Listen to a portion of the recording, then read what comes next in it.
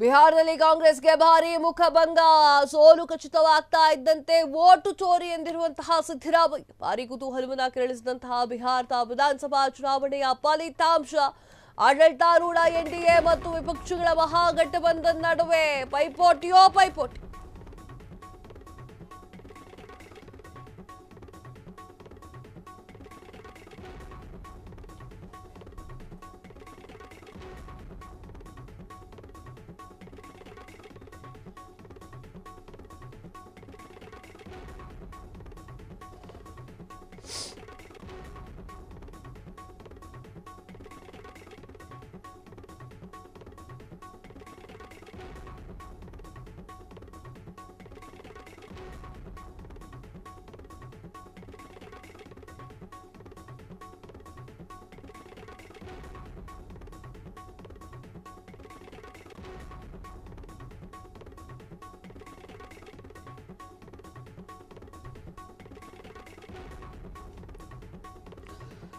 ಬಿಹಾರದಲ್ಲಿ ಕಾಂಗ್ರೆಸ್ಗೆ ಭಾರಿ ಮುಖಭಂಗ, ಸೋಲು ಖಚಿತವಾಗ್ತಾ ಇದ್ದಂತೆ ವೋಟ್ ಚೋರಿ ಅಂತ ಹೇಳಿರುವಂತಹ ಸಿದ್ದರಾಮಯ್ಯ ಭಾರಿ ಕುತೂಹಲವನ್ನ ಕೆರಳಿಸಿದಂತಹ ಬಿಹಾರ ಚುನಾವಣಾ ಫಲಿತಾಂಶ. ಆಡಳಿತಾರೂಢ ಎನ್ಡಿಎ ಮತ್ತು ವಿಪಕ್ಷಗಳ ಮಹಾಗಠಬಂಧನ್ ನಡುವೆ ಪೈಪೋಟಿ. ಬಿಹಾರದಲ್ಲಿ ಎನ್ಡಿಎ ಭಾರಿ ಮುನ್ನಡೆ ಸಾಧಿಸಿದ್ದು, ಆರ್ಜೆಡಿ ಹಾಗೂ ಕಾಂಗ್ರೆಸ್ಗೆ ಭಾರಿ ಮುಖಭಂಗ. ಬಿಹಾರದ ಸಂಪೂರ್ಣ ಫಲಿತಾಂಶ ಹೊರಬೀಳುವ ಮುನ್ನವೇ ಕಾಂಗ್ರೆಸ್ನ ನಾಯಕರು ಬಿಹಾರದಲ್ಲೂ ಕೂಡ ಮತಗಳ್ಳತನ ಎನ್ನುವಂತಹ ದಾಳವನ್ನು ಉರುಳಿಸಿದರು.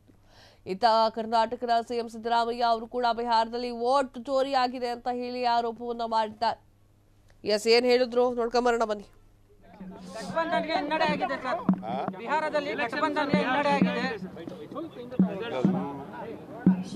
ಜನ ಕೊಟ್ಟಂತ ತೀರ್ಪನ್ನ ಒಪ್ಕೋಬೇಕಲ್ಲ. ಅದು ನೋಡೋಣ, ನನಗೆ ಗೊತ್ತಿಲ್ಲ, ಅಲ್ಲಿ ನಾನು ಹೋಗಿಲ್ಲ.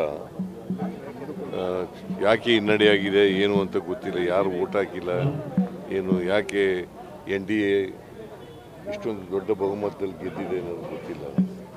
ನಾನು ಬಂದು ಕೇಳ್ತಿ ತಿಳ್ಕೊಂಡು ಮಾಹಿತಿ ತಗೊಂಡು. ಸಾಕಷ್ಟು ನಿರೀಕ್ಷೆ ಇತ್ತಲ್ವಾ ಸರ್ ಬಿಹಾರ ಈ ಬಾರಿ ಚುನಾವಣೆ? ಸಾಕಷ್ಟು ನಿರೀಕ್ಷೆ ಇತ್ತು ಬಿಹಾರ ಚುನಾವಣೆ.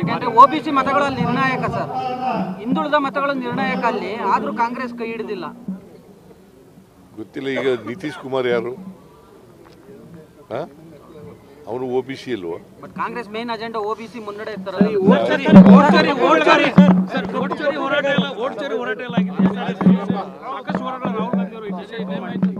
ಚೋರಿಗೂ ಇಲ್ಲೂ ಚೋರಿ ಮಾಡಿದಾರಲ್ಲ. ಗಠಬಂಧನ್ಗೆ ಹಿನ್ನಡೆ ಆಗಿದೆ ಸರ್, ಬಿಹಾರದಲ್ಲಿ ಗಠಬಂಧನ್ಗೆ ಹಿನ್ನಡೆ ಆಗಿದೆ. ಜನ ಕೊಟ್ಟಂತ ತೀರ್ಪನ್ನ ಒಪ್ಕೋಬೇಕಲ್ಲ. ಅದು ನೋಡೋಣ, ನನಗೆ ಗೊತ್ತಿಲ್ಲ, ಅಲ್ಲಿ ನಾನು ಹೋಗಿಲ್ಲ.